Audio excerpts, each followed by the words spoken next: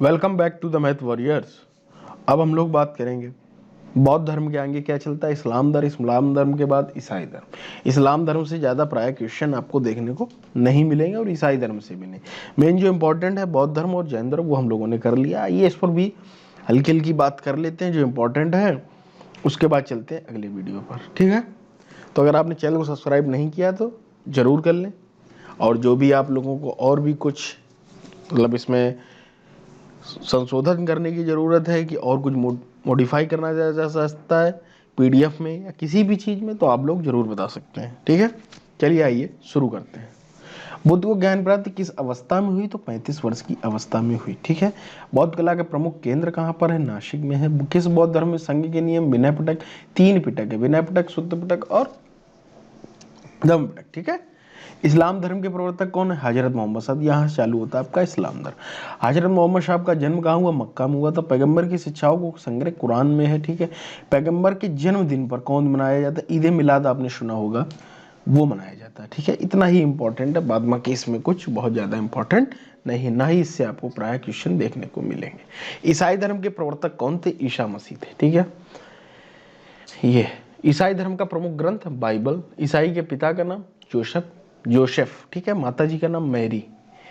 ईसाई धर्म का सबसे सर्वाधिक पवित्र प्रतीक क्या है? क्रॉस। क्रॉस नहीं आपने देखा होगा इस तरीके से। ठीक है, मौर्य साम्राज्य की स्थापना किसने की? तो चंद्रगुप्त मौर्य ने की। इसके बाद मौर्य काल आपका चालू हो जाता है, तो वहीं पर अब हम लोग बात करेंगे। चंद्रगुप्त मगध, यहाँ पर देखिए नंदवंश के अंतिम शासक घनानंद। नंदवंश का यहाँ से क्वेश्चन आपको मिल गया कि नंदवंश का अंतिम शासक कौन था? घनानंद को किसने हराया? चंद्रगुप्त मौर्य ने। किसकी सहायता से? तो चाणक्य से। ठीक है, चंद्रगुप्त मगध की साम्राज्य गद्दी पर किसके सहयोग से बैठा? चाणक्य की सहायता से। मगध बहुत इंपॉर्टेंट है। मगध ये बता सक्सेस क्यों है? यहाँ पर हाथी सबसे ज्यादा पाए जाते थे, हाथियों से ये लोग युद्ध लड़ने जाते थे, तो बहुत ज्यादा थे। ठीक है, जैन बौद्ध साहित्य चंद्रगुप्त को किस कुल के मानते थे? क्षत्रिय कुल के। ठीक है, जैन और बौद्ध साहित्य चंद्रगुप्त मौर्य को किस कुल के मानते थे? क्षत्रिय कुल के। सेल्युकस ने अपना, देखो इन्होंने हुआ क्या था मैं आपको बताता हूँ। सेल्युकस निकेटर को हराया था किसने? चंद्रगुप्त मौर्य ने। ठीक है, चंद्रगुप्त मौर्य ने जब हराया तो चंद्रगुप्त मौर्य सेल्युकस निकेटर जो था, ये सेल्युकस निकेटर ने अपनी बेटी का विवाह किससे किया था? चंद्रगुप्त मौर्य से। ठीक है, चंद्रगुप्त मौर्य से कर दिया था, ये आप बात समझ गए। उसके बाद सेल्युकस निकेटर ने एक राजदूत के रूप में किसको भेजा? मेगस्थनीज को भेजा। तो मेगस्थनीज ने एक पुस्तक की रचना की, इंडिका। इंडिका में ही चंद्रगुप्त मौर्य का जो राजपाट था सब कुछ लिखा हुआ है। ठीक है, और जो विष्णुगुप्त कौटिल्य थे, यहाँ पर चाणक्य जिसको बोलते हैं, चाणक्य, मुद्रा राक्षस, आपको एक पुस्तक का नाम बता रहा हूँ, मुद्रा राक्षस, जिसको किसने लिखा था भाई? विशाख दत्त ने। किसने लिखा था? अक्सर पूछा जाता है, विशाख दत्त ने। इसमें जो उन्होंने जो चाणक्य की नीतियां हैं, जो कूटनीति थी, उसके बारे में बताया हुआ। ठीक है, चंद्रगुप्त मौर्य की मृत्यु कब और कहाँ हुई? 298 ईसा पूर्व, श्रवण बेलगोला। ठीक है, कौटिल्य की पुस्तक का नाम अर्थशास्त्र, बहुत अच्छी पुस्तक है और बहुत ही फेमस पुस्तक भी है। चंद्रगुप्त का प्रधानमंत्री कौन था? तो चाणक्य था। ठीक है, चंद्रगुप्त का जैन गुरु कौन था? यहाँ पर देखिएगा, प्रश्न देखिए, चंद्रगुप्त का जैन गुरु भद्रबाहु। बिंदुसार का प्रधानमंत्री चाणक्य था। मौर्य साम्राज्य का महानतम शासक कौन हुआ? अशोक। ठीक है, मौर्य साम्राज्य का महानतम शासक कौन था? अशोक। ठीक है, अशोक के अभिलेखों को पढ़ा किसने? तो जेम्स प्रिंसप ने। ब्राह्मी लिपि है ना। कलिंग युद्ध का वर्णन किस शिलालेख में? 13वें शिलालेख में है। ठीक है, इस बात को आप समझ लें।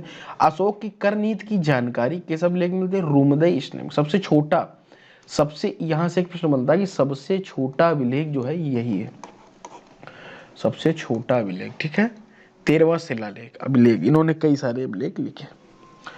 अशोक ने बौद्ध धर्म के प्रचार के लिए किसको श्रीलंका भेजा? अशोक ने अपने पुत्र महेंद्र और पुत्री कौन सी थी? संघमित्रा को कहां भेजा? श्रीलंका, प्रचार के लिए, बौद्ध धर्म के प्रचार के लिए। मौर्य वंश का अंतिम शासक अगर आपसे पूछे, वृहदत्त। ठीक है, वृहदत्त। ये सारे क्वेश्चन इंपॉर्टेंट हुए।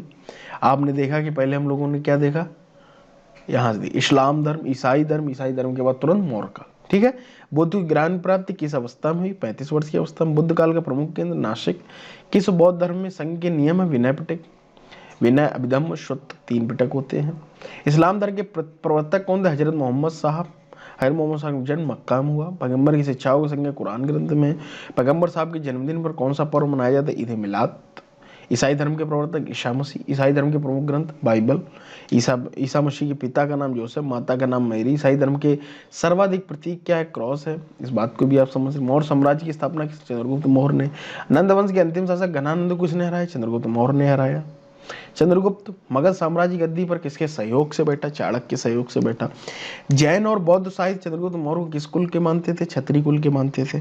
शैलुकस ने अपने राजदूत मेगस्थनीज को किसके दरबार में भेजा? तो चंद्रगुप्त मौर्य के दरबार में भेजा। हमने आपको बताया सेल्यूकस निकेटर की बेटी का विवाह किससे हुआ था? चंद्रगुप्त मौर्य से हुआ था। इस बात को आप लोग समझ लें, ठीक है। मेगस्थनीज की रचना की थी इंडिका। मेगस्थनीज ने किसकी रचना थी? इंडिका। इंडिका में ही बताया गया पूरे राजपाट का मौर्य साम्राज्य के। अपने जीवन के अंतिम समय में चंद्रगुप्त ने कौन सा धर्म स्वीकार किया था? जैन धर्म। जैन धर्म के अभी देखने इनके गुरु भी बताए गए हैं। चंद्रगुप्त का जैन गुरु कौन था? भद्रबाहु, ठीक है। कौटिल्य की पुस्तक का क्या नाम था? अर्थशास्त्र, ठीक है। चंद्रगुप्त का प्रधानमंत्री कौन था? चाणक्य। चंद्रगुप्त का जैन गुरु कौन था? भद्रबाहु। बिंदुसार का प्रधानमंत्री कौन था? चाणक्य, ठीक है। इस बात को आप लोग समझ लें और बहुत ही अच्छे से नोट भी कर लें। मौर्य साम्राज्य का महानतम शासक कौन था? अशोक। अशोक के अभिलेखों को किसने पढ़ा? जेम्स एफिसन ने ब्राह्मी लिपि, है ना। कलिंग युद्ध का वर्णन किस शिलालेख में मिलता है? तो 13वें शिलालेख में आपको मिलता है, ठीक है। बात को समझ लें। अशोक की कर नीति की जानकारी किस अभिलेख से मिलती है? रूमंदई स्तंभ से मिलती है। सबसे छोटा अभिलेख भी इसी को ही बोला जाता है, ठीक है। अशोक को किस बौद्ध धर्म में दीक्षित किया था? उपगुप्त ने। अच्छा, ये एक प्रश्न पहली बार रह गया।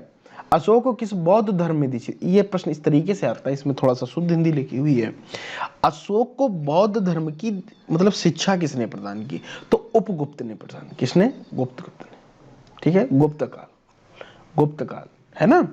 उपगुप्त ने अशोक को बौद्ध धर्म की दीक्षा दी। इस बात को आप समझें। अशोक ने बौद्ध धर्म के प्रचार के लिए किसको श्रीलंका भेजा? तो पुत्र महेंद्र को और पुत्री संघमित्रा को, दोनों को प्रचार के लिए भेजा। मौर्य वंश का अंतिम शासक कौन था? तो बृहद्रथ था मौर्य वंश का अंतिम शासक। इस तरीके के आपको ये क्वेश्चन देखने को मिले। उम्मीद करता हूँ कि आप लोग धीरे धीरे आपकी जो नॉलेज है, जो नए कैंडिडेट एग्जाम में जोड़ने जाते हैं, इस तरीके की वीडियो जरूर देखा करें। सुने, केवल सुनने से क्या होता है? आपका माइंड डेवलप होता है। धीरे धीरे आप देखेंगे, एक दो बार सुनेंगे तो आपको वो चीज़ें याद हो जाएंगी, समराइज हो जाएंगी, फिंगर टिप्स पे होंगी। और जितना ज़्यादा से ज़्यादा आप क्वेश्चन करेंगे जीके में, उतनी आपकी एक्यूरेसी बढ़ती है। मैं आपको बता दूँ, पढ़ना अलग है, एक्यूरेसी लाना अलग है जीके में। कल का वीडियो जो रहने वाला है, कल का किस तरीके का रहेगा वो भी मैं आप लोगों को बता दूं। अशोक पर ही रहेगा। अशोक के अधिकांश अभिलेख किस लिए? ब्राह्मी लिपि में। चाणक्य का नाम विष्णुगुप्त, अभी यही चलेगा, ठीक है। उसके बाद शुंग वंश और उसके बाद कनिष्क, ठीक है। इस तरीके से आपका ये चलता रहेगा। कनिष्क, कुषाण वंश, शक वंश, ठीक है। कुषाण वंश काफी इंपॉर्टेंट वंश है। तो उम्मीद करता हूँ कि आपको ये वीडियो अच्छा लगे होगा। तो आप लाइक शेयर सब्सक्राइब जरूर करें। मिलते हैं अगली वीडियो में, जुड़े रहिएगा मैथ वॉरियर्स के साथ।